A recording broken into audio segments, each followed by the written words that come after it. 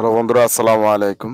তো আজকে একটা বিষয় হচ্ছে, আমার এক ছোট ভাই বরিশাল থেকে একটা মেসেজ করছিল কমেন্ট বক্সে। তো উনি আমারে বলতেছে যে, "ভাই আমার এখানে প্রচুর পরিমাণ তেলাপিয়া মাছ।" তো আমি অনেক চেষ্টা করছি বরকি দিয়ে বা অন্য দিয়ে অনেক চেষ্টা করছি। আপনার ওই যে কুনি জাল বলা হয় যে এভাবে মারে, যে একটা জাল আছে, ওইটাও মারছিলাম। জাস্ট একটা মাছও ধরতে পারলাম না। মানে চলে গেছে। বর্ষ হইতে বিভিন্ন রকমের ট্রাই করছি, কিন্তু কোনো কাজ হইতেছে না। তো ভাই আমি আপনার কাছে চাইতেছি, একটা যদি বলতেন কিভাবে তেলাপিয়া মাছটাকে আমরা সহজে ভাবে ধরতে পারি। তো আসলেও আমি মনে করি যে আপনার বরকি যাতে খাইতেছে না। আর আমি ওই টাইপের ভিডিও, জালের ভিডিও খুবই কম দেই। আর জালের ভিডিও তো আমার ওইখানে কোনো ফাংশন নাই। তারপরে যেতে বলছেন অবশ্যই ভাই বলতে পারি, সমস্যা নাই। ভিডিওটা যারাই দেখতেছেন শুরু থেকে শেষ পর্যন্ত দেখবেন। অবশ্যই আপনাদেরও কিছুটা হইলেও উপকার আসবে। আর যে ভাই আমাকে কমেন্ট করছে তার তো অবশ্যই উপকার হবে। সেক্ষেত্রে আপনাদেরও উপকারটা হবে। তো আমি উনাকে বলছিলাম যে, "আপনি বাজারে যাবেন।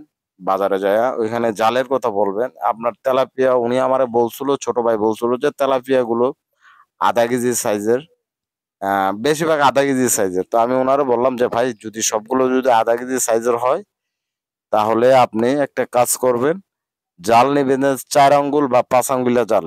আপনি বাজারে যেয়ে বললে হবে যে, "ভাই আমার ৪ আঙ্গুলিয়া বা ৫ আঙ্গুলিয়া জাল লাগবে।" এখন এখানে মূল পয়েন্ট হচ্ছে, এই জায়গায় আপনি জাল যে জায়গায় ফেলাবেন ওইখানে পানি কতটুক, ওইটা হইছে মেইন। উনি আমার বলছে যে, "ভাই পানি এখানে প্রায় ৪ হাত পানি হবে।" তাহলে আপনার জালও নিতে হবে কিন্তু ৪ হাতই। এর থেকে কম নিলে হইব না। তেলাপিয়া কিন্তু নিচের দিকেও কিন্তু যায়। তো সেক্ষেত্রে ওই আপনার ৪ হাতেই জাল নিতে হইবে। এখন জালের মধ্যে ২ রকমের আছে, সুতার জাল আছে, কারেন্ট জাল আছে।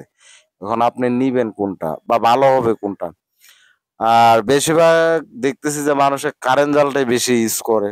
মানে কারেন্ট জালটা, আর কারেন্ট জালে একটা সমস্যা, মাছ লাগলে হয়তো বেশিক্ষণ হইলে মাছ নষ্ট হয়ে যায় বা পচে যায়, এই সমস্যা।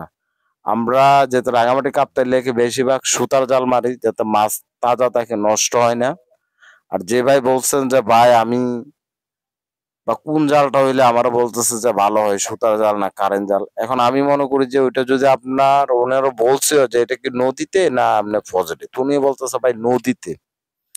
তো নদীতে হইলে তো ঠিক আছে, আপনি এক কাজ করেন, বাজারে যাবেন, বাজারে যেয়ে আপনার যতটুক পানি, যেহেতু বলতেছেন ৪ হাত পানি, তো ৪ হাত পানি হইলে আপনার জালটা ৪ হাত মানি নিবেন।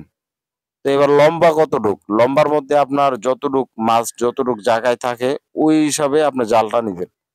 নেওয়ার পর আপনি ওইখানে যাবেন, ০.৫ কেজি সাইজ তো বললাম, ৪ আঙ্গুল, বরাবর ৪ আঙ্গুল জাল, নাইলে ৫ আঙ্গুল। আপনি ওইখানে দোকানে যাবেন, যায়া বলবেন যে ৪ আঙ্গুল বা ৫ আঙ্গুল, বাস উনারা দিয়ে দিবে আপনাকে।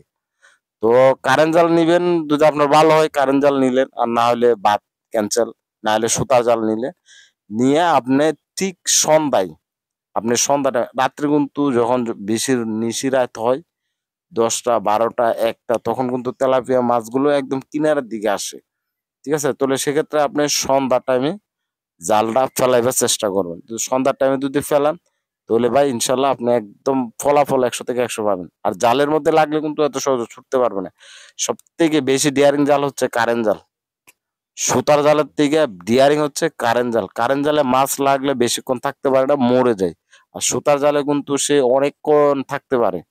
তো সেক্ষেত্রে আপনারা চেষ্টা করবেন সুতার জাল মারার জন্যে। আর ওই ভাই যেতে, ভাই অনেক কষ্ট করে আমাকে বলতেছে, "ভাই আমি কারেন্ট জাল মারবো।" আচ্ছা ঠিক আছে, সমস্যা নাই। আপনি কারেন্ট জালেই মাইরেন, কোনো সমস্যা হবে না। কিন্তু একটা জিনিস খেয়াল রাখবেন, মাছগুলো যাতে নষ্ট না হয়, ওইভাবে আপনি সিস্টেম করে জালগুলো মারবেন। তো এতটুকুই। বেশি লম্বা করব না ভিডিওটা, এমনি ৪ মিনিটের উপর হয়ে গেছে। আর যারা ভিডিওটা দেখতেছেন অবশ্যই লাইক করবেন। আর হচ্ছে যারা নতুন তারা অবশ্যই আমার চ্যানেলটাকে সাবস্ক্রাইব করবেন। আমি প্রত্যেকটা মাছের ভিডিও দেই, যেকোনো মাছের ভিডিও দেই। তো ভিডিওটা ভালো লাগলে অবশ্যই, যদি ভালো লাগে, না লাগলে ভাই লাইক দেওয়ার দরকারই নেই। যদি লাগে তাহলে একটা লাইক দিবেন, আর না লাগলে দিয়েন না। তো এতটুকুই। সবাই ভালো থাকবেন। আসসালামু আলাইকুম।